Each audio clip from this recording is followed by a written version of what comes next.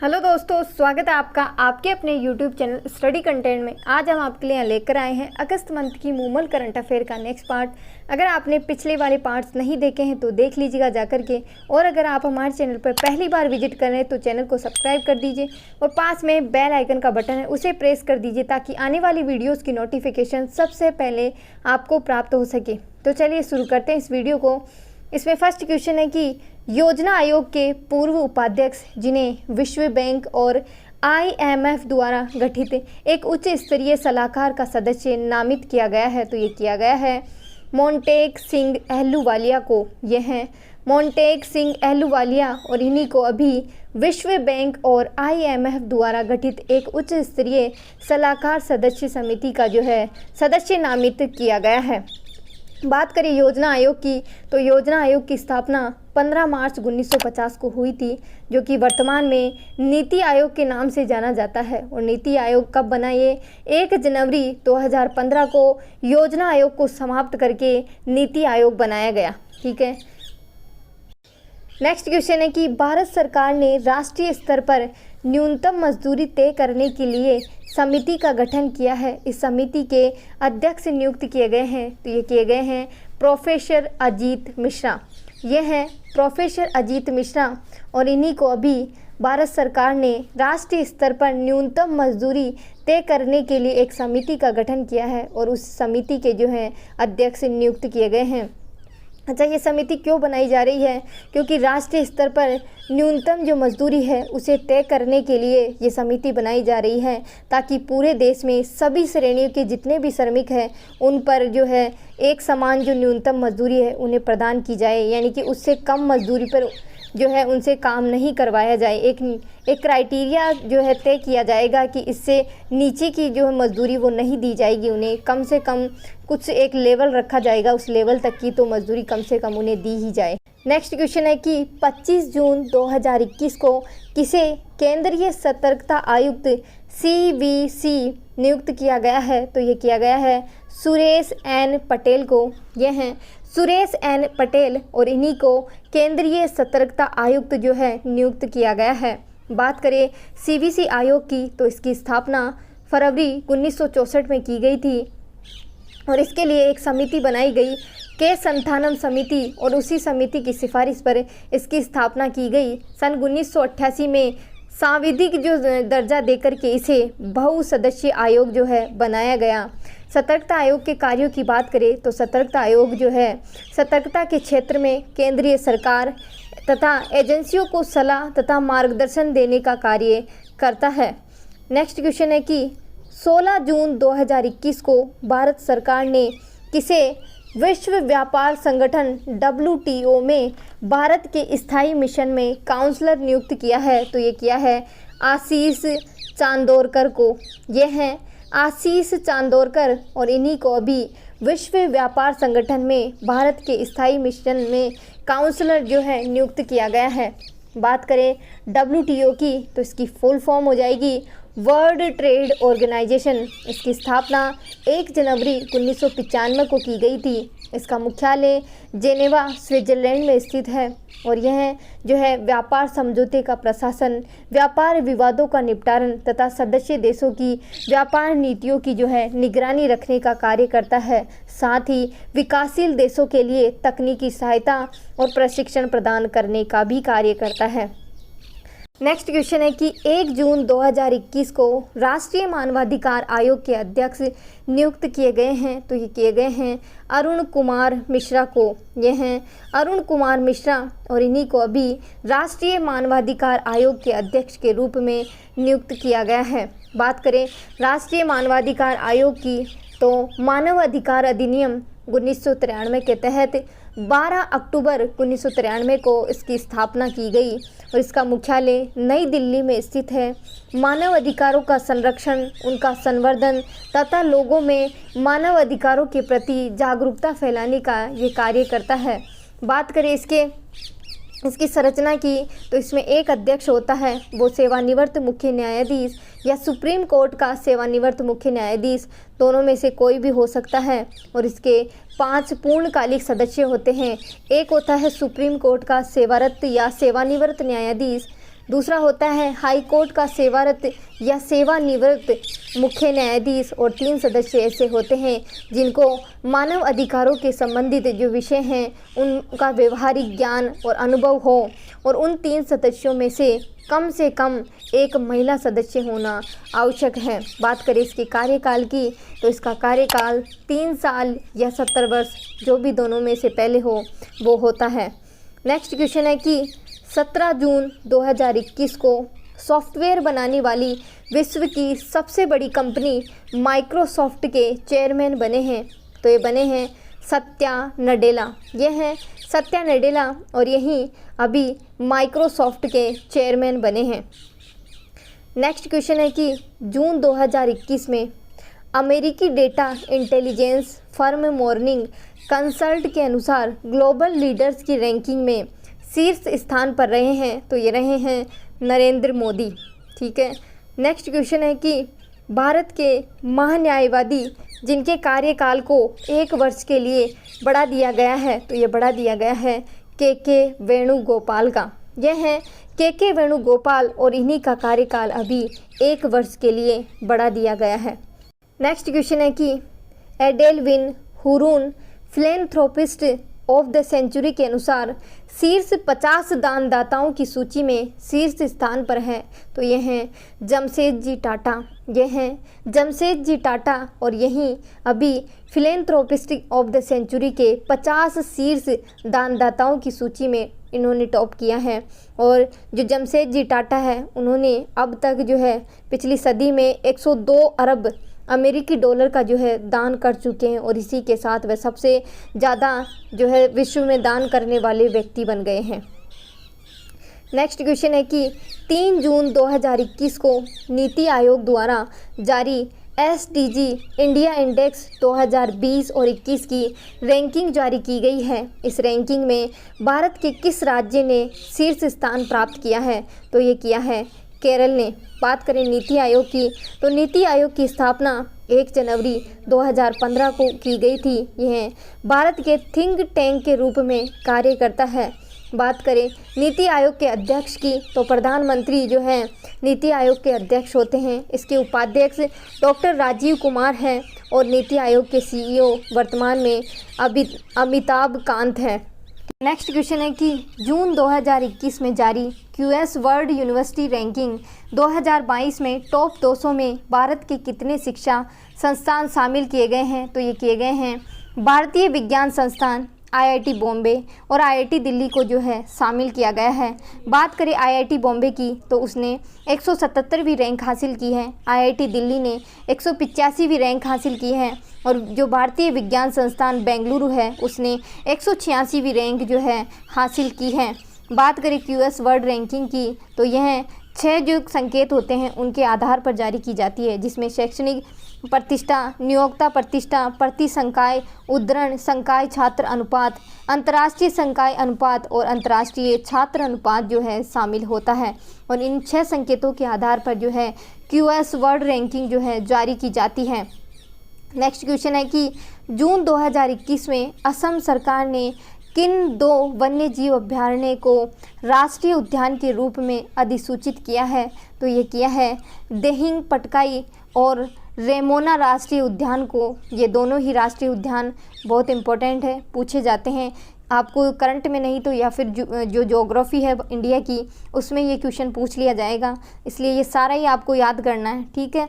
ये कौन कौन से हो जाएंगे सब में? एक तो देही पटकाई और रेमोना आरक्षित वन क्षेत्र है, वो आपके राष्ट्रीय उद्यान के रूप में अधिसूचित किए गए हैं। अब असम में वर्तमान में 7 राष्ट्रीय उद्यान हो जाएंगे और यह 7 राष्ट्रीय उद्यानों के साथ तीसरा सबसे अधिक राष्ट्रीय उद्यान वाला राज्य या केंद्र शासित प्रदेश बन जाएगा। और इससे पहले मध्य प्रदेश में 12 राष्ट्रीय उद्यान हैं और फिर अंडमान निकोबार द्वीप समूह में 9 राष्ट्रीय उद्यान हैं। बात करें असम में जितने भी जो राष्ट्रीय उद्यान हैं उनके नाम भी आपको याद रखने हैं। पहला है काजीरंगा, दूसरा है मानस, तीसरा है नमेरी, चौथा है ओरांग और पांचवा है डिब्रू सेखोवा। ये सारे ही राष्ट्रीय उद्यान आपको याद रखने हैं, क्योंकि आपसे पूछा जा सकता है कि काजीरंगा निम्नलिखित में से कौन से राज्य में है या कौन से में नहीं है। और काजीरंगा और मानस को तो यूनेस्को ने विश्व धरोहर स्थल में भी शामिल किया है। नेक्स्ट क्वेश्चन है कि जून 2021 में नीति आयोग द्वारा जारी सतत विकास लक्ष्यों यानी कि SDG के सूचकांक 2020 और 21 के अनुसार लैंगिक समानता के मामले में सबसे उत्कृष्ट प्रदर्शन करने वाला राज्य है, तो ये राज्य हैं छत्तीसगढ़। छत्तीसगढ़ का जो लिंगानुपात है 558 है, यानी कि 1000 लड़कों में 558 लड़कियां जो है लड़कियों ने जन्म लिया है। ठीक है, और देश के लिंगानुपात की बात करें तो राष्ट्रीय औसत 899 है। ठीक है, नेक्स्ट क्वेश्चन है कि जून 2021 में कौन सा राज्य देश का पहला रेबीज़ मुक्त राज्य बन गया है, तो ये बन गया है गोवा। आपको याद रखना है, ये वन लाइनर क्वेश्चन है, इसमें ज़्यादा डिटेल पढ़ने की ज़रूरत नहीं है। बस आपसे इतना ही पूछा जाएगा कि कौन सा राज्य देश का पहला रेबीज़ मुक्त राज्य बन गया है, तो ये गोवा बन गया है। नेक्स्ट क्वेश्चन है कि India smart cities awards contest 2020 में कौन सा राज्य स्टेट अवार्ड श्रेणी में शीर्ष स्थान प्राप्त किया है, तो ये किया है उत्तर प्रदेश ने। और इसी के साथ जो है अहमदाबाद को स्मार्ट सिटीज़ लीडरशिप अवार्ड से नवाजा गया और साथ ही इंदौर को इनोवेटिव आइडिया अवार्ड से जो है नवाजा गया है। नेक्स्ट क्वेश्चन है कि 5 जून 2021 को प्रधानमंत्री नरेंद्र मोदी ने E100 पायलट प्रोजेक्ट की शुरुआत कहाँ से की है, तो ये की है पुणे से की है। भारत सरकार ने वर्ष 2025 तक लक्ष्य रखा है कि पेट्रोल में 20% तक एथेनॉल का जो है मिश्रण किया जाएगा। और इसी के साथ वर्तमान की बात करें तो भारत में पेट्रोल के साथ जो इथेनॉल है वो 8.5% तक जो है मिश्रित किया जाता है। ठीक है, इथेनॉल एक अल्कोहल होता है और इसके इस्तेमाल से 35% तक जो है कार्बन जो मोनोऑक्साइड है उसका उत्सर्जन को कम किया जा सकता है। इथेनॉल इको फ्रेंडली ईंधन है और साथ ही पर्यावरण को जीवाश्म ईंधन से होने वाले खतरों से भी सुरक्षित रखता है। इसलिए प्रधानमंत्री नरेंद्र मोदी ने E100 पायलट प्रोजेक्ट की शुरुआत पुणे से की है। नेक्स्ट क्वेश्चन है कि खादी एवं ग्रामोद्योग आयोग द्वारा विकसित खादी प्राकृतिक पेंट का ब्रांड एम्बेसडर किसे बनाया गया है, तो ये बनाया गया है केंद्रीय मंत्री नितिन गडकरी को। यह है केंद्रीय मंत्री नितिन गडकरी और इन्हीं को खादी प्राकृतिक पेंट का ब्रांड एम्बेसडर जो है बनाया गया है। नाम से ही पता चल रहा है खादी प्राकृतिक पेंट, यानी कि गाय के गोबर से जो निर्मित पेंट होगा जो कि पर्यावरण के लिए अनुकूलित होगा, विष रहित होगा, उसमें कोई फफूंदी नहीं होगी, कोई जीवाणुरोधी रोग नहीं होंगे, उसका यूज़ किया जाएगा। और उसी के एम्बेसडर अभी केंद्रीय मंत्री नितिन गडकरी जी को बनाया गया है। नेक्स्ट क्वेश्चन है कि आर्थिक सहयोग और विकास संगठन G20 टैक्स संबंधी समावेशी समझौते में शामिल हुआ भारत। अब ये जो समझौता है वो है क्या? भारत सहित 130 वैश्विक न्यूनतम कॉरपोरेट के लिए G20 OECD जो टैक्स फ्रेमवर्क जो डील है उसमें शामिल हो गया है भारत। और जो वैश्विक न्यूनतम कॉरपोरेट जो कर है 2023 से लागू किया जाएगा। इसमें क्या होता है कि जो बहुराष्ट्रीय कंपनियां हैं, जो अपनी कंपनियां एक से अधिक देशों में जो है चलाती हैं, वो कंपनियां क्या करती हैं, जिन देशों में ज़्यादा टैक्स लिया जाता है उन देशों से अपना पैसा निकाल करके उन देशों में इन्वेस्ट कर देती है या उन देशों में ले जाती है उन पैसों को जहां पर टैक्स कम लगता है। इससे क्या होता है कि जो देश टैक्स ले रहे हैं उनका जो टैक्स है उसमें शरण की कमी आती है, उनमें शरण हो जाता है, क्योंकि सरकार तो उसी के आधार पर योजनाएं बनाती है कि हमारे जो देश में कहाँ कहाँ से टैक्स आ रहा है और कितना कितना आ रहा है। तो ये लोग क्या करते हैं, अचानक वहाँ से जो है पैसा निकाल करके दूसरे देश में जो है डाल देते हैं या स्थानांतरित कर देते हैं। इसलिए भारत जो है आर्थिक सहयोग और विकास संगठन G20 टैक्स संबंधी जो समझौता हुआ है उसमें भारत भी शामिल हुआ है। ठीक है, अभी जो वैश्विक स्तर पर जो कंपनियां हैं उन पर 15% तक जो कर है वो अनिवार्य है, जैसे कि फेसबुक और गूगल पर। और ऐसे ही जो है सभी कंपनियों पर ये नियम लागू किया जाएगा वर्ष 2023 से। ठीक है, ताकि उनके लिए भी एक लिमिट होगी कि इतना न्यूनतम कर तो वो चाहे किसी भी देश में हो उनको देना ही होगा। नेक्स्ट क्वेश्चन है कि जुलाई 2021 में केंद्र सरकार ने किस नए मंत्रालय बनाने की घोषणा की है? तो ये की है सहकारिता मंत्रालय बनाने की घोषणा की है। यह मंत्रालय देश में सहकारिता आंदोलन को मजबूत करने के लिए अलग प्रशासनिक, कानूनी और नीतिगत ढांचा है वो प्रदान करेगा।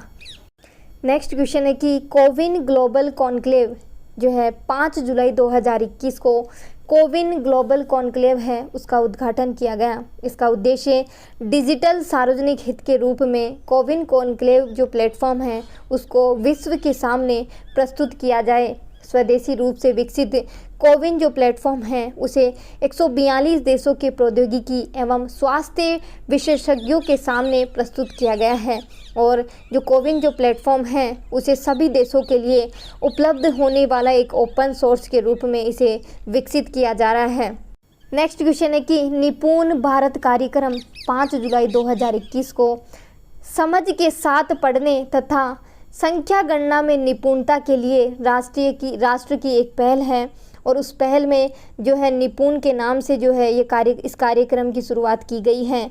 निपुण की फुल फॉर्म हो जाएगी national initiative proficiency in reading with understanding and numeracy. इसकी फुल फॉर्म हो जाएगी निपुण, यानी कि जो बच्चे हैं वो किसी भी सब्जेक्ट को पढ़े तो वो पूरे समझ के साथ पढ़े उसको और संख्या जो गणना है उसमें निपुणता हासिल करे। इसी के लिए ये जो निपुण कार्यक्रम है उसकी शुरुआत की गई है।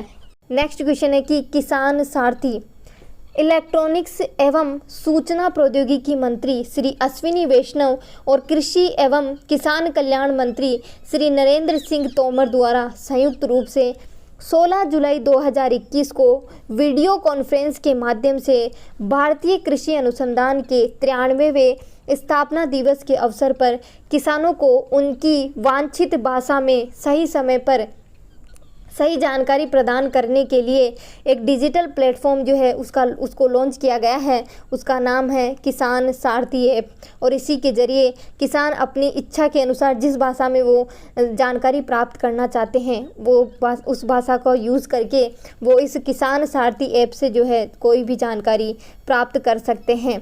नेक्स्ट क्वेश्चन है कि school innovation ambassador training programme, school innovation ambassador जो ट्रेनिंग प्रोग्राम है उसके तहत क्या किया जाएगा? उसके तहत केंद्रीय शिक्षा मंत्री श्री धर्मेंद्र प्रधान और जनजातीय कार्य मंत्री अर्जुन मुंडा ने 16 जुलाई 2021 को संयुक्त रूप से 50,000 जो स्कूल शिक्षक हैं उनके लिए स्कूल नवाचार दूत प्रशिक्षण जो कार्यक्रम है उसकी शुरुआत की गई है। उसके तहत इन शिक्षकों को उद्यमिता, डिज़ाइन थिंकिंग, उत्पाद विकास, विचार सृजन आदि के बारे में जो है प्रशिक्षण दिया जाएगा। नेक्स्ट क्वेश्चन है कि उमंग ऐप, उमंग की फुल फॉर्म हो जाएगी United mobile application for new age governance.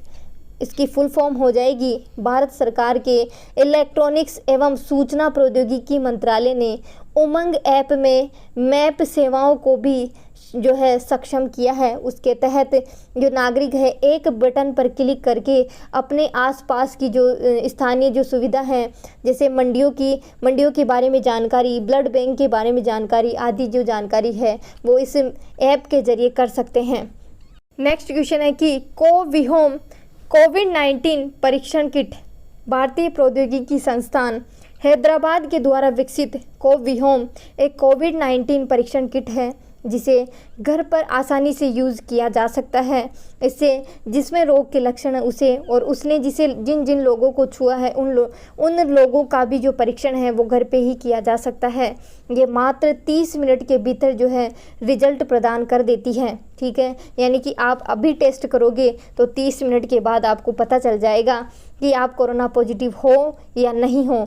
और ये किट काफ़ी लाभदायक है और इसके मतलब प्रयोगशाला ले जाने की भी ज़रूरत नहीं है। आप घर पे ही आसानी से इसका परीक्षण कर सकते हो और परिणाम भी खुद देख सकते हो। नेक्स्ट क्वेश्चन है कि डिजिटल एवं टिकाऊ व्यापार सुविधा पर संयुक्त राष्ट्र का वैश्विक सर्वेक्षण भारत ने एशिया प्रशांत के लिए संयुक्त राष्ट्र आर्थिक एवं सामाजिक आयोग के डिजिटल एवं टिकाऊ व्यापार सुविधा पर ताज़ा वैश्विक जो सर्वेक्षण हुआ है उसमें 90.32% जो अंक है वो हासिल किए हैं, जो कि 2019 के मामले में काफ़ी अच्छे जो अंक हैं वो हासिल किए हैं भारत ने। और ये जो सर्वेक्षण है वो 5 संकेतकों के आधार पर जारी किया जाता है। उसमें कौन कौन से संकेत हैं?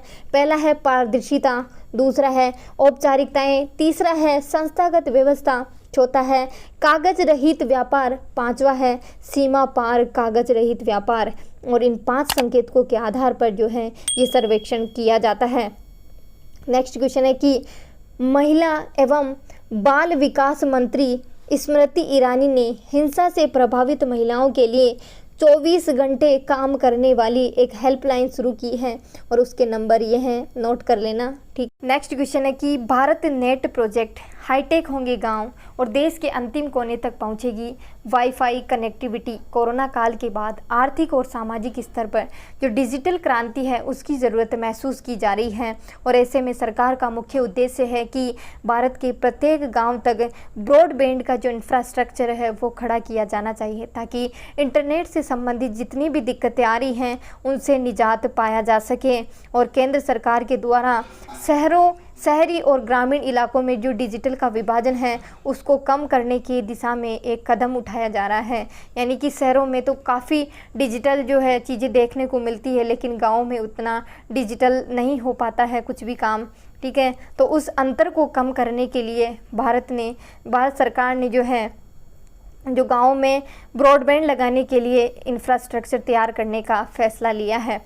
नेक्स्ट क्वेश्चन है कि हरित सोहरा वनीकरण अभियान, इसके तहत गृह मंत्री अमित शाह ने सोहरा जो कि चेरापूंजी मेघालय में स्थित है वहाँ से हरित सोहरा वनीकरण अभियान है उसका शुभारंभ किया जाएगा और इसके तहत 80% जो क्षेत्र है वहाँ पर पेड़ लगाए जाएंगे और जो शेष क्षेत्र बच जाएगा उसमें उपयोगी नर्सरी, सजावटी पौधे और पशुचारण जो है वो किया जाएगा। नेक्स्ट क्वेश्चन है कि जून 2021 में नीति आयोग ने पिरामल फाउंडेशन के द्वारा देश के 112 आकांक्षी जिलों में कोविड-19 के लिए किस अभियान की शुरुआत की है? तो सुरक्षित हम और सुरक्षित तुम अभियान की जो है शुरुआत की है, ठीक है।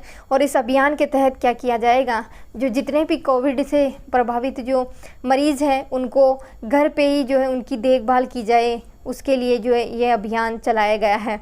नेक्स्ट क्वेश्चन है कि 10 जून 2021 को उच्च शिक्षा पर जारी अखिल भारतीय सर्वेक्षण रिपोर्ट 2019 और 20 के अनुसार वर्ष 2015-16 से लेकर के 2019 और 20 तक छात्र नामांकन में कितने प्रतिशत की वृद्धि दर्ज की गई है? यानी कि 2015 से लेकर के 2020 तक कितने अधिक छात्रों ने नामांकन करवाया है? तो 11.4% जो है वृद्धि दर्ज की गई है, ठीक है। जैसे जैसे वक्त बीतता जा रहा है लोगों में जागरूकता बढ़ती जा रही है और उनका ध्यान शिक्षा की तरफ आकर्षित होता जा रहा है, इसलिए हमने 2015 से लेकर के 2020 तक 11.4% की जो है वृद्धि दर्ज की है। नेक्स्ट क्वेश्चन है कि 7 जून 2021 को भारत को संयुक्त राष्ट्र आर्थिक और सामाजिक परिषद की किस अवधि के लिए चुना गया है? तो ये चुना गया है 2022 और 24 के लिए। भारत को वर्ष 2022 और 24 के लिए कार्यकाल के लिए संयुक्त राष्ट्र के 6 मुख्य अंगों में से एक आर्थिक और सामाजिक जो परिषद है उसके लिए चुना गया है, ठीक है। और इस जो संयुक्त राष्ट्र आर्थिक सामाजिक और जो संयुक्त परिषद है उसमें 54 सदस्यीय देश हैं और इसका जो मुख्यालय है वो अमेरिका के न्यूयॉर्क में स्थित है। इसका गठन है 26 जून 1945 को हुआ था। नेक्स्ट क्वेश्चन है कि गहरे समुद्र में संसाधनों का पता लगाने के लिए और महासागरीय संसाधनों के सतत उपयोग के लिए केंद्र सरकार ने किस मिशन को मंजूरी प्रदान की है, तो ये की है गहरा सागर मिशन को। नाम से ही पता चल रहा है कि गहरे समुद्र में जितने भी संसाधन हैं, महासागरीय संसाधन हैं, उनके सतत उपयोग के लिए केंद्र सरकार ने एक मिशन चलाया है। उस मिशन के नाम से ही पता चल रहा है कि गहरा सागर मिशन। ठीक है, आपको इसके नाम से ही पता चल जाएगा कि ये मिशन किस लिए। ठीक है, नेक्स्ट क्वेश्चन है कि 6 जुलाई 2021 को जो पश्चिम बंगाल है उसके द्वारा संविधान के अनुच्छेद 169 के तहत विधानसभा के परिषद का जो गठन है उसके प्रस्ताव को 2/3 बहुमत के साथ पारित कर दिया गया है। पश्चिम बंगाल में 1969 से पूर्व विधान परिषद थी लेकिन वर्तमान में नहीं है और इसके गठन के जो प्रस्ताव है उसको 2/3 बहुमत से पारित किया गया है। बात करें विधान परिषद की तो वर्तमान में 6 राज्यों में उत्तर प्रदेश, बिहार, आंध्र प्रदेश, तेलंगाना, महाराष्ट्र और कर्नाटक में वर्तमान में विधान परिषद है। ठीक है, तो वीडियो यहीं तक है। वीडियो को लाइक करें, शेयर करें। वीडियो कैसी लगी कमेंट करना ना भूलें। ऐसी और वीडियोस के लिए हमारे चैनल को सब्सक्राइब करना ना भूलें। जय हिंद, जय भारत।